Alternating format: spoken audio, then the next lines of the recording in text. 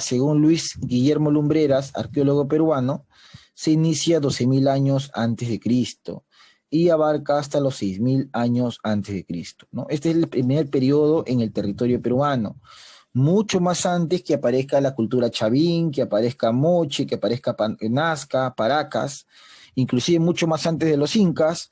Hay una época donde los primeros hombres van a desarrollarse, van a vivir, y esto se conoce como lítico. ¿Por qué se le llama lítico? Porque viene de piedra, de litos, ¿no? Y es que los primeros trabajos desarrollados por estos hombres ha sido sobre el hueso, sobre la madera y obviamente sobre la piedra. Si alguien me levantó la mano, adelante. Profesor, pero ¿por qué se le llama lítico y huesos de piedra? Porque justamente se trabajó la piedra, ¿no? Se trabajó la piedra. Justamente es el material que más se ha trabajado, la piedra. Ya, entonces, profesor, este vendría a ser el periodo lítico, que va desde los 12.000 a los 6.000 años antes de Cristo. ¿Qué más tenemos por acá, profe? Vamos a ver lo siguiente. Profesor, ¿desde cuándo a cuándo va este periodo? Desde fines del Pleistoceno hacia inicios del Holoceno, ¿no? Este periodo, llamado periodo lítico, llamado periodo de los primeros pobladores, abarca desde finales de la época pleistocénica, es decir, cuando la Tierra estaba congelada, cuando había los grandes animales llamada megafauna. Ese periodo se llama Pleistoceno, ¿no? Las glaciaciones, cuando la Tierra experimentaba bajas temperaturas. Bueno, el periodo lítico coincide ya con la última etapa, es decir, la Tierra ya estaba pasando ese momento frío del Pleistoceno, ¿no? Y se iba a iniciar el Holoceno, que es un clima más cálido, muy parecido al que hoy día tenemos. Sí, profesor, los glaciares y nevados iban a retroceder hacia las partes más altas, donde se encuentran hoy día las montañas, y ya la tierra se iba a cubrir de vegetación, el clima iba a ser mucho más cálido, las temperaturas iban a subir, y eso iba a permitir también un cambio en la vida de los primeros hombres. Justamente vamos a ver que de estos animales enormes, grandes, como la megafauna, el hombre del Holoceno empezará a convivir con animales como las llamas, alpacas, cérvidos, roedores, etc., etc. Ahora, ¿cuáles son las características del periodo lítico? Tenemos a nivel social. El hombre de este periodo se organiza en bandas. ¿Por qué en bandas, profesor? Porque era necesario la cooperación de todo el grupo para poder enfrentarse a los animales y para poder lograr un acceso a alimento o a comida. Entonces, profesor, la organización de esta época es en bandas. No es en familias, no es en ayllus, es en bandas, y se encuentran dirigidas por un líder, que es básicamente la persona más fuerte, de mayor experiencia, que puede ayudar al grupo a sobrevivir, que puede ayudar al grupo a encontrar alimento, que pueda guiar al grupo en los diferentes caminos que se presenten. Algo importante es que acá no hay clases sociales, no hay hombres ricos, no hay hombres pobres, no hay hombres con mucho poder económico, menos hay esclavos, todos son iguales. La única diferenciación es el tema de que eran el tema sexual, ¿no? Varones y mujeres. De ahí todos eran iguales, tenían la misma capacidad, no existía el concepto de propiedad, no existía que esto es mío, ¿no? Todo compartían por lo mismo que todo lo extraían de la naturaleza.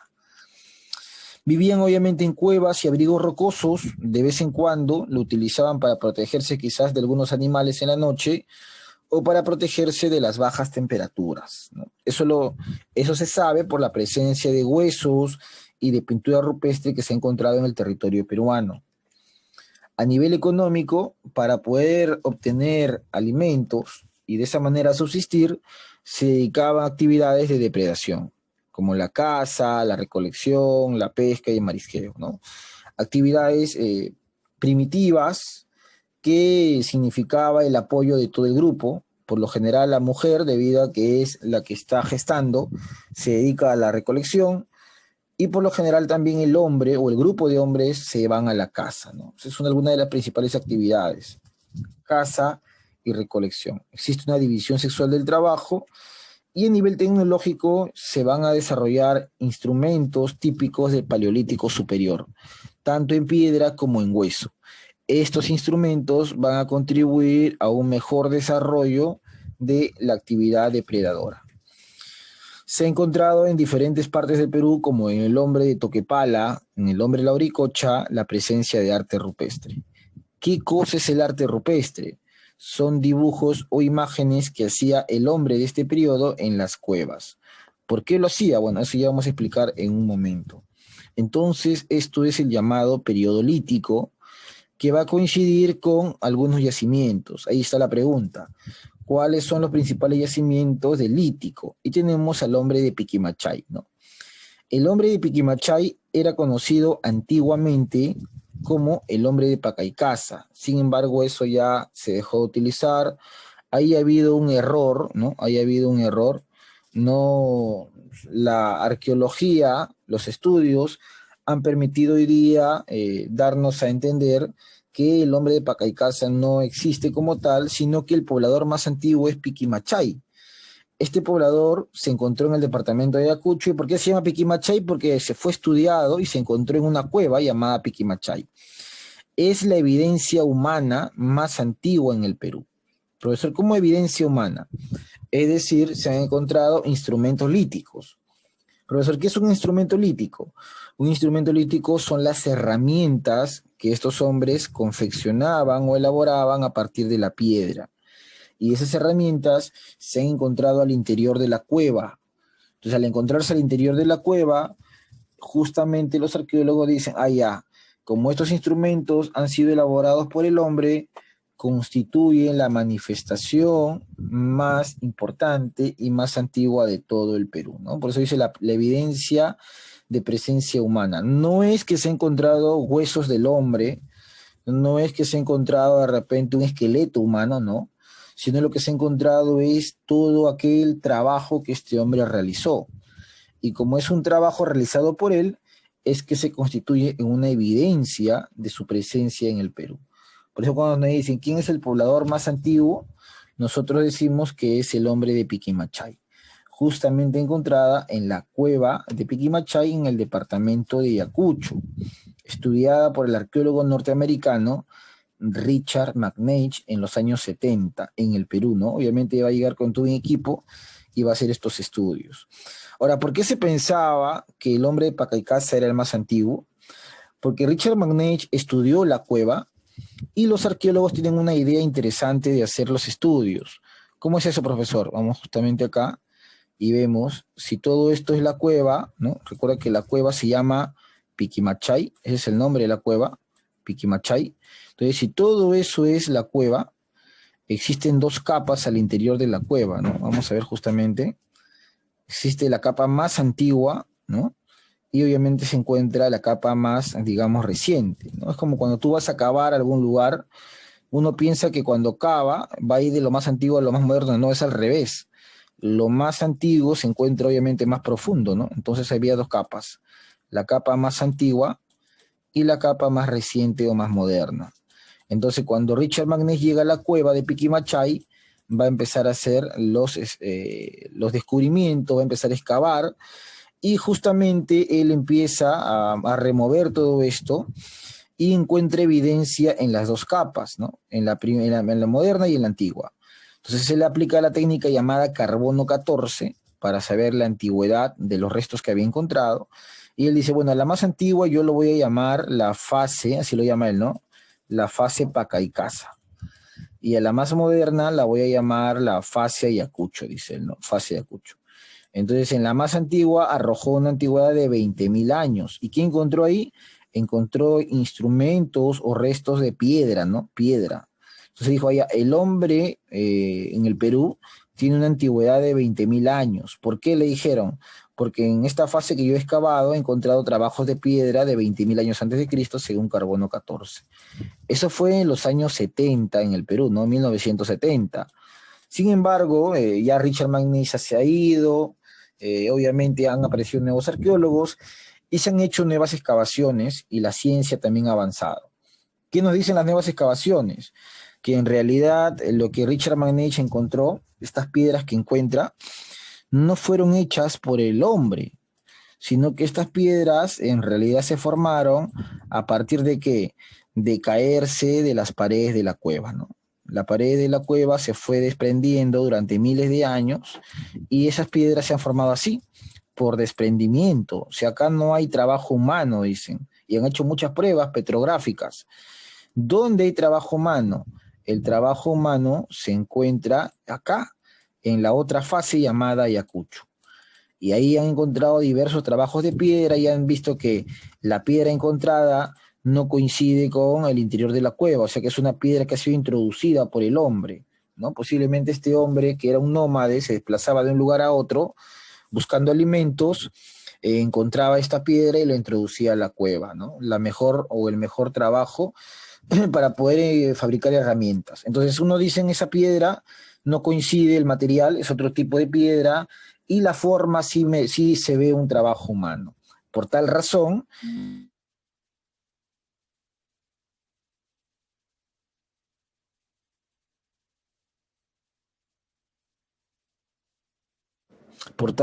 ya no se puede hablar de Pacaicasa, sino ahora se habla de quién, profe. Se habla de Piquimachay. Ese es el poblador más antiguo. Entonces regresamos acá y tenemos justamente el hombre de Piquimachay. Ya Pacaicasa ha sido dejado de lado. Y si te preguntan por qué, bueno, ya te he explicado, ¿no? Se han hecho nuevos estudios en la cueva y más bien Pacaicasa lo que nos demuestra es que las piedras se caen de las paredes y no han sido trabajadas por el hombre. Por eso es Piquimachay es el hombre más antiguo en el territorio peruano. Bueno, ¿qué más tenemos, chicos? Vamos a visualizar por acá. El hombre de Chivateros, ¿no? Otro de los hombres del periodo lítico. ¿Dónde se ubicó? En Lima, exactamente en la desembocadura del río Chillón, que está en la zona norte de la provincia de Lima, cerca de lo que es el distrito de Ventanilla, en el Callao, ¿no? Considerado el taller lítico más antiguo de la costa peruana. Profe, ¿por qué es un taller lítico? Porque se han encontrado, o mejor dicho, porque el arqueólogo Edward Lenin encontró gran cantidad de piedras. Pero estas piedras no son herramientas en sí, sino que son, profesor, aparentemente el hombre de Paiján, ¿no? Que vamos a ver en un momento, que vivía cerca de lo que hoy día es La Libertad en la costa norte, migraba o caminaba hacia la costa central, hacia Lima, buscando pedernales que se encuentran cerca de los ríos, pero él consideraba que ahí estaban las mejores piedras para trabajarlas. Entonces el hombre de Paiján llega y las mejores piedras las trabaja y aquellas piedras que no eran buenas según él las deja. Entonces cuando Edward Lenin llega a la zona del río Chillón, en Ventanilla, encuentra estas piedras que se ven en la imagen. Entonces Edward Lenin dijo, uy, he encontrado tantas piedras porque parece que estoy en un taller lítico, ¿no? Tú sabes que un taller es algo donde vamos a encontrar muchas cosas, un taller. Entonces él dijo, estoy en un taller lítico, acá el hombre de este periodo ha trabajado diferentes formas de piedra, ¿no? Lo cual hoy día se cuestiona bastante, porque como ves, no es una herramienta en sí, no es un trabajo terminado, sino que más bien hace referencia a una forma de la piedra, ¿no? La piedra aparentemente estuvo siendo trabajada, pero luego abandonada, y el hombre siguió su camino. Entonces, el hombre de Chivateros es importante porque aparentemente representa un taller lítico.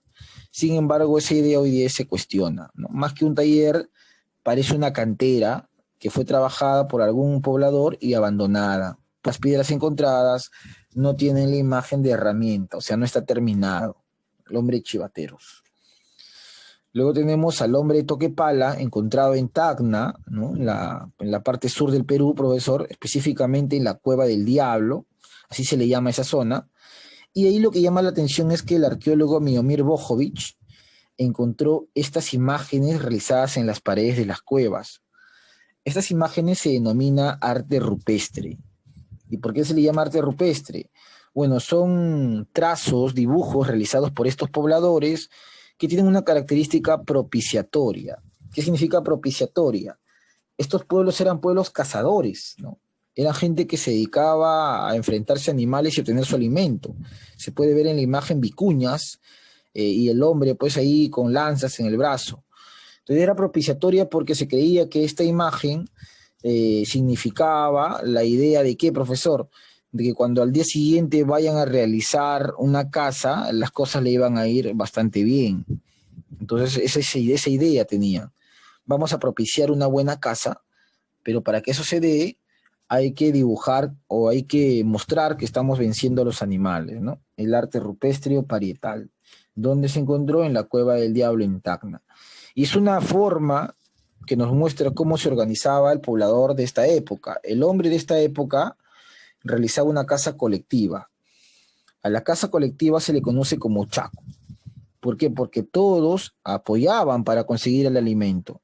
Todos rodeaban a los animales utilizando lanzas y de esa manera se efectuaba el tema de esta actividad, la caza.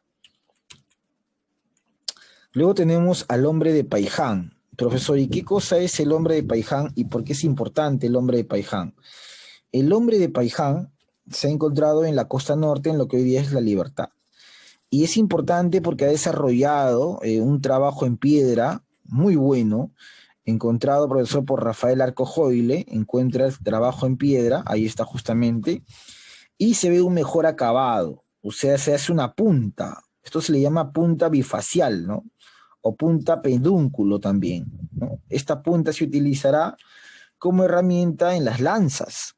Entonces el hombre de Paiján era un excelente cazador, pero no solamente es importante por eso, sino porque si a mí me preguntan cuáles son los restos humanos más antiguos de toda la costa, yo tengo que decir que es Paiján. Los restos humanos más antiguos de toda la costa y todo el Perú es Paiján. Ahí el arqueólogo Claudio Chauchet ha encontrado estas imágenes, ¿no? La imagen de una mujer y un niño enterrados en la pampa de Pacasmayo, en la costa norte, y no solamente se encontró el esqueleto, sino que se ha encontrado un entierro, se ha encontrado cenizas, se ha encontrado esteras. Entonces el hombre de Paiján tenía esa idea, ¿no? De enterrar a sus muertos, la presencia de una mujer y un niño o adolescente. Se ha aplicado el carbono 14 y se dijo, bueno, estos son los entierros más antiguos de todo el Perú, incluyendo la costa. Además, estas puntas desenterradas nos hablan de que estos hombres eran excelentes cazadores. Esta punta iba sujetada a una lanza, una especie de lanza, y con eso se enfrentaban a los animales, ¿no? Entonces el hombre de Paiján desarrolla este tipo de arte y este tipo de tecnología. Luego tenemos al hombre de la Auricocha, encontrado en el departamento de Huánuco, y a diferencia de Paiján, acá se han encontrado 11 esqueletos, ¿no? Acá no se han encontrado 2, sino 11 esqueletos, pero que presentan algunas características, como por ejemplo son mutilados. ¿Profe, qué significan mutilados?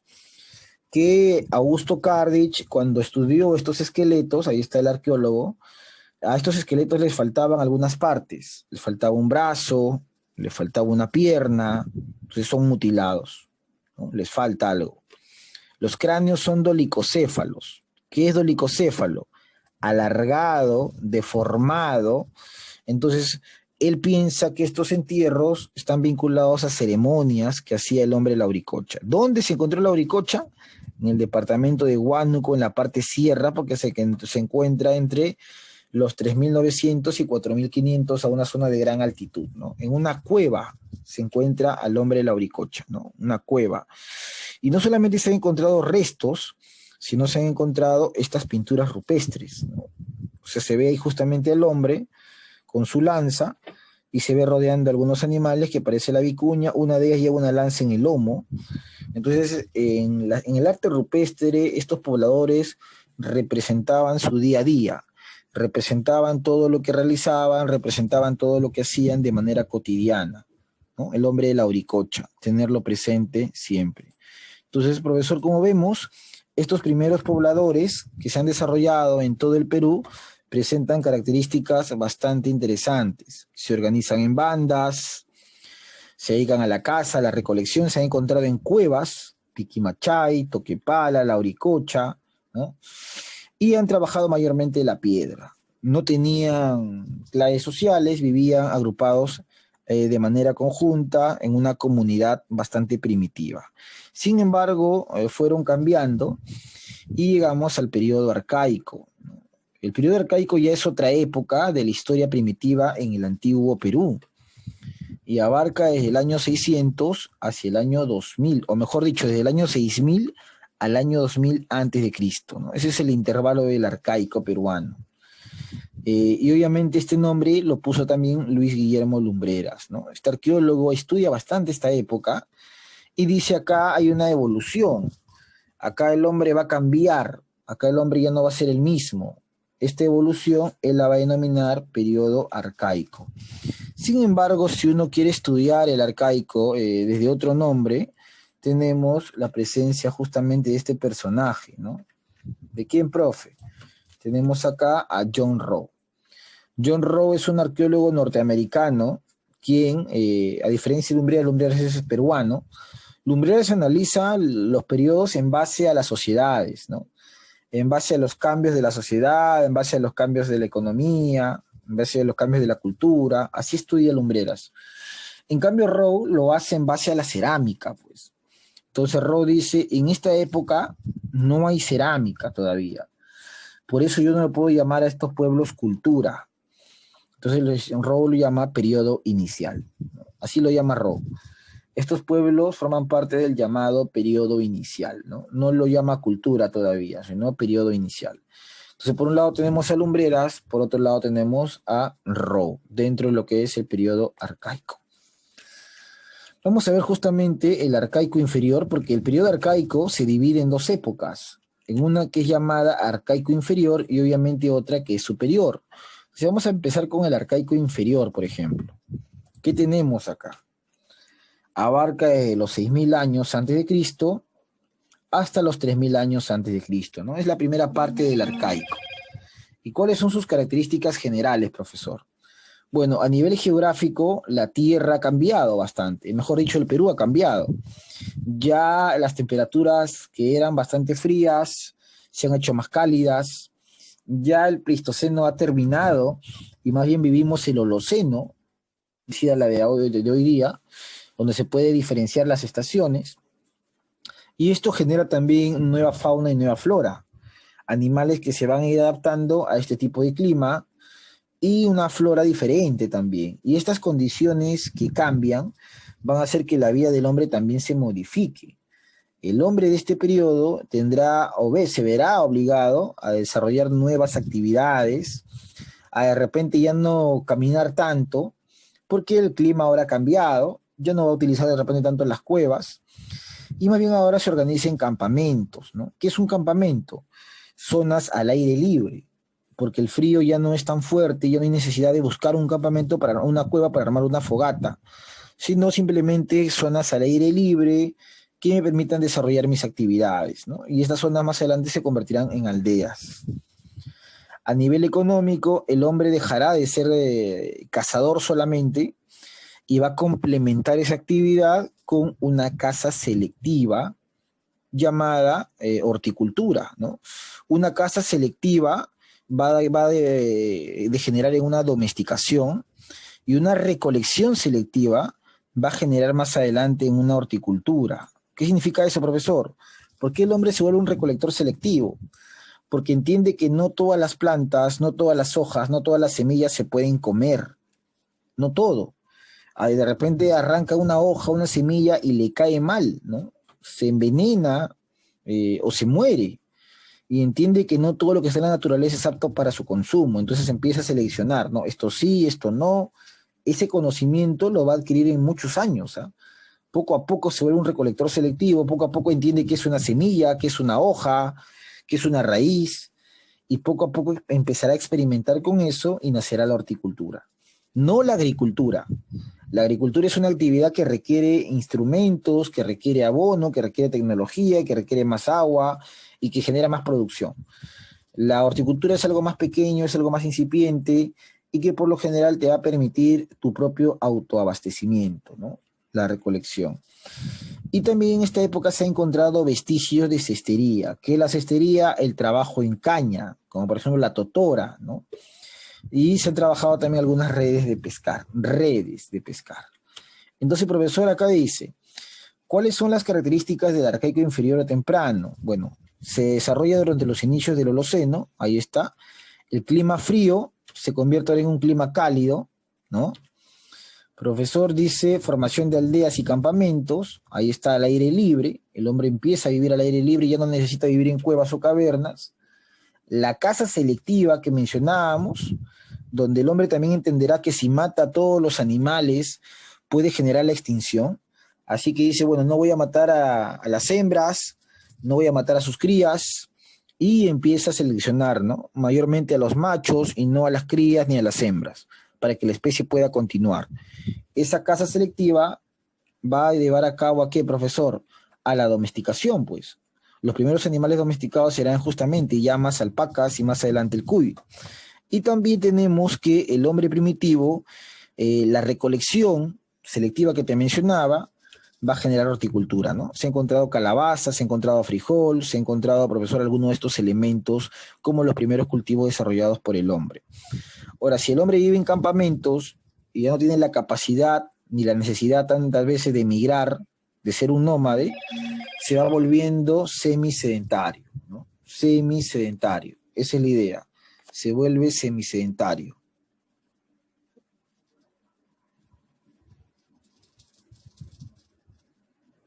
Ahí está.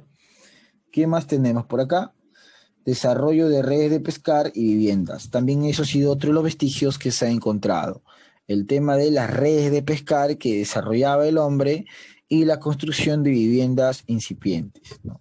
Entonces son algunas de las características desarrolladas durante el arcaico inferior o temprano. Profesor, luego tenemos acá una pregunta que me dicen, ¿quién es el primer horticultor del Perú, no? Ahí está, o sea, es una pregunta clásica. Primer horticultor, o sea, ¿quién es el primer hombre dentro de los encontrados que es donde se ha podido encontrar la presencia de algún cultivo desarrollado por este señor o por este poblador? Entonces tenemos, cuando me dicen primer horticultor del Perú, tenemos acá lo siguiente, ¿no? El hombre de Nanchoc. El hombre de Nanchoc vivía en Cajamarca, ¿no? En la zona de Cajamarca, y fue encontrado por el arqueólogo Tom Dillegay, y quien encuentra evidencias de calabaza. Entonces la calabaza se va a convertir, ahí está, del tipo moscata, se convierte en el primer cultivo desarrollado, al menos en el Perú. ¿Y cómo se sabe eso, profe? Porque se aplicó al igual pruebas de laboratorio para saber la antigüedad de esta calabaza y corresponde justamente al arcaico inferior. Ya de esta época el hombre experimentaba con este cultivo que era muy importante, no solo para la alimentación, sino que una vez consumía la calabaza, en realidad, profesor, el mate, ¿no? Lo que envolvía la calabaza, ese recipiente se utilizaba justamente para el transporte de agua y también para desarrollar sobre eso pinturas, que lo vamos a ver más adelante. Entonces la calabaza es el primer cultivo y el primer horticultor es Nanchoc. ¿En dónde? En Cajamarca, ¿no? Ahí está. Recuerda, sin embargo, que hasta el año 2009 se pensaba que el primer horticultor era el hombre de Guitarrero II, ¿no? Ahora se sabe que es Nanchoc. Esa era la idea. Hasta el año 2009, todo el mundo creía, y en los colegios, y en las academias, y en las universidades, se decía que el primer horticultor del Perú era Guitarrero II, ¿no? Que no está ubicado en Cajamarca, sino en el departamento de Ancash. Sin embargo, posteriormente se estudió bien a Nanchoc y la antigüedad corresponde a Nanchoc, desplazando a Guitarrero de ese lugar como horticultor del Perú. Ahora, ¿a quién se le considera el primer domesticador, ¿no? ¿Quién es el hombre, el poblador que domestica animales en el Perú? Ahí aparece Telarmachay, pues. El hombre Telarmachay, encontrado en la provincia de Jauja, en el departamento de Junín, fue estudiado por Daniel Lavalle, quien encontró corrales, huesos, incluso excrementos fosilizados de abundantes camélidos. Entonces, esto dio a entender que ya este poblador Telarmachay construía corrales, y en esos corrales criaba a estas especies, ¿no? De camélidos. Aprovechaba su lana, aprovechaba su carne, aprovechaba su hueso. Ahora, la domesticación no fue un proceso de un día para otro, ¿eh? No es que hoy día y no. La domesticación fue un proceso bastante largo, de cientos de miles de años. Y este proceso incluía que algunos animales poco a poco se conviertan en, profesor, o pierdan su ferocidad y puedan ser atendidos por el hombre. Quizás el hombre pensó a criar a las especies más dóciles y a las más chúcaras, salvajes o silvestres las dejó de lado. De esa manera pudo obtener completamente la domesticación de las llamas y de las alpacas, lo que no ha sucedido con el guanaco y la vicuña, por ejemplo, ¿no? El guanaco, un animal silvestre por excelencia, una especie, se ha comprobado hoy día genéticamente, que las llamas evolucionan a partir de los guanacos, ¿no? A partir de domesticar los ejemplares de guanacos, obviamente, se dio, profesor, el desarrollo de una llama. Y a partir del ejemplar de una vicuña, que es más pequeña, se obtuvo una alpaquita, ¿no? Entonces, profesor, ¿cómo hizo eso el hombre? Bueno, eso fue posible mediante el tema de la selección primero y luego la domesticación que incluía cientos, profesor, de procesos que demoraban pues años, ¿no? Construir corrales, conseguirles alimentos, defenderlo de otros depredadores, y que obtenía el hombre a cambio, ¿qué cosa? Carne, tenía lana, y más adelante obtuvo un medio de transporte importante. Recuerda que en el antiguo Perú no se conoció al caballo o al asno como en Europa, y peor aún, no se utilizaba como un medio de transporte, ¿no? Y el europeo, cuando llega al Perú, encuentra una llama, que era un animal gigante, con lana, y piensa que era una oveja grande, ¿no? Una oveja gigante, porque en el antiguo Perú se movilizaban bastante en ese animal, ¿no? Que está preparado para soportar bajas temperaturas también. Está en el Valle. Tenemos acá entonces lo siguiente: ¿quién construyó la aldea más antigua de la costa peruana? Podría ser otra pregunta. Y las aldeas de este periodo han sido encontradas en la zona, profesor, del departamento de Ica, ¿no? Y en el departamento de Ica se han encontrado estas aldeas, ¿no, profesor? Aldeas con forma cónica que pertenecen al hombre de Santo Domingo, ¿no? Un gran constructor de aldeas. Además, muy cerca de esas aldeas se han podido encontrar las redes de pescar y también instrumentos musicales como quenas. Entonces ya estamos hablando de grupos de personas que, si bien todavía no han formado ciudades, pero están en ese camino, ¿no? Ya dejaron de ser aparentemente nómades para empezar a quedarse en ese lugar. ¿Y por qué el hombre de Santo Domingo ocupó ese lugar? Porque está muy cerca del mar, pues. Y del mar podía aprovechar muchos recursos hidrobiológicos y también de las lomas, ¿no? Vegetación y animales silvestres. Una vez terminado el arcaico inferior, nos vamos al arcaico superior, que es la etapa final de este periodo, donde el cambio es completamente, profesor, diferente en el sentido de las construcciones. Del año 3000 al año 1700 se han encontrado estas construcciones, que cuando uno observa dice: profe, esto ya no es una aldea, esto tampoco no es una cueva. Acá el hombre ha tenido que utilizar su ingenio, utilizar su fuerza de trabajo de muchos hombres, no solamente de uno, sociedades plenamente sedentarias, ¿no? Acá estas imágenes representan a construcciones que solamente el hombre sedentario lo puede hacer. ¿Y cuál era el objetivo de esto? Bueno, en su gran mayoría son centros ceremoniales. Es decir, ya ha aparecido la creencia en una divinidad, en un dios o en muchos dioses. Recuerden que el hombre, cuando no puede explicar algo, lo atribuye a algo sobrenatural, ¿no? El hombre, cuando no puede explicar por qué no llueve, piensa que es un castigo. Cuando piensa que hay terremotos o tsunamis, piensa que es un castigo. Y cuando más bien hay lluvias, hay buenas cosechas, etc., etc., piensa que es una bendición. ¿Castigo, bendición de quién? De los dioses o de un dios. Entonces surgió la idea de religión y surge la teocracia, pues, que es el gobierno de sacerdotes, porque aparecen hombres que supuestamente argumentan que pueden hablar con los dioses. Económicamente el hombre ya produce gran cantidad. Entonces ya en esta época se conoce la agricultura y el pastoreo, que se denomina en la ganadería. La agricultura y la ganadería producen gran cantidad de recursos o bienes, y eso se va a llamar excedentes, porque no todo eso se utiliza para consumir. No todo el maíz se utiliza. Hay una parte que se guarda y me sirve para intercambiar con otro pueblo, el trueque, porque todavía no hay noción de moneda, de dinero como hoy día. Además hay otros conocimientos ligados a la astronomía y surge obviamente la textilería de algodón. El algodón es un producto utilizado y cosechado en la costa peruana que va a permitir desarrollar vestimenta a estos pobladores. Profe, acá hay cerámica, todavía no hay cerámica, dice Rowe, si no serían culturas. lo que hay es esculturas realizadas con barro. ¿Y por qué no es cerámica? Porque no se ha encontrado presencia de hornos.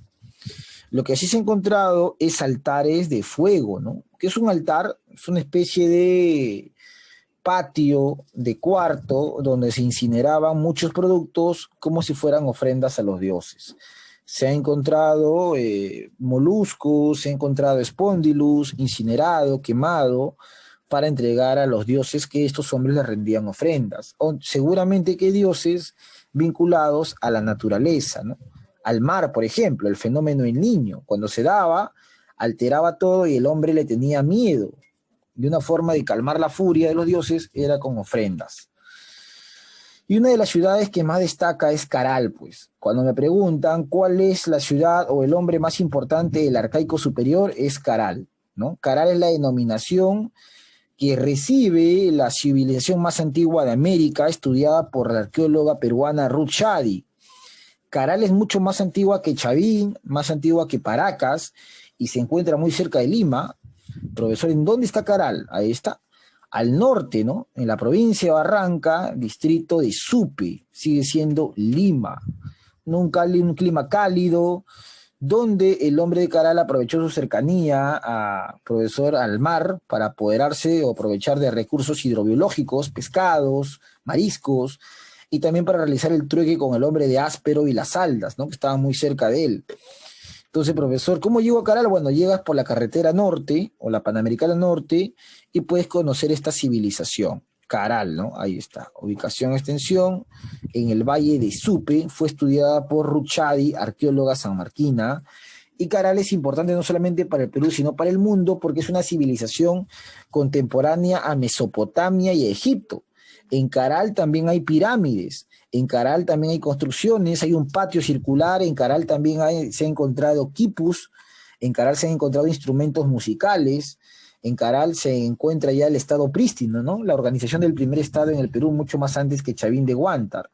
Entonces, mediante en el mundo se desarrollaba Egipto y Mesopotamia, acá en el Perú estaba Caral, ¿no?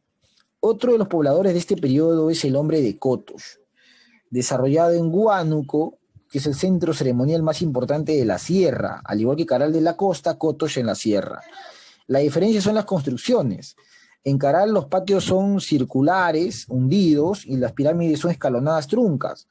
Acá más bien los recintos son rectangulares, ¿no? Y destaca estas famosas manos cruzadas, ¿no? Es una escultura encontrada en Cotos de las manos cruzadas. ¿Y qué significa, profesor? Dualidad, fertilidad, ¿no? Es lo que se dice de Cotos. Áspero es otro poblador ubicado en la costa, en Lima, y ahí se han encontrado dos huacas, la de los ídolos y la huaca de los sacrificios, ¿no? Muy cerca a Caral también, el poblador de Áspero. Y obviamente Huaca Prieta, ¿no, profesor? Encontrado en La Libertad por Junius Beer, se ha podido encontrar lo que tú ves en la imagen. Profesor, ¿qué es esto? Este es un manto. Un manto, y esto es lo que se conoce como un mate pirograbado, que se hace a partir de la calabaza, ¿no? La envoltura de la calabaza se seca, se corta, se pinta y se utiliza como almacén, como transporte de agua o de algún otro alimento. Y en este manto se ve la figura del cóndor sujetando una serpiente, ¿no? Textiles y mates pirograbados. Entonces el hombre Huaca Prieta no solamente si vive en La Libertad, uno se pregunta, ¿cómo conoce el cóndor? Bueno, por el trueque, pues. Es muy probable que practicaba el trueque con otras comunidades.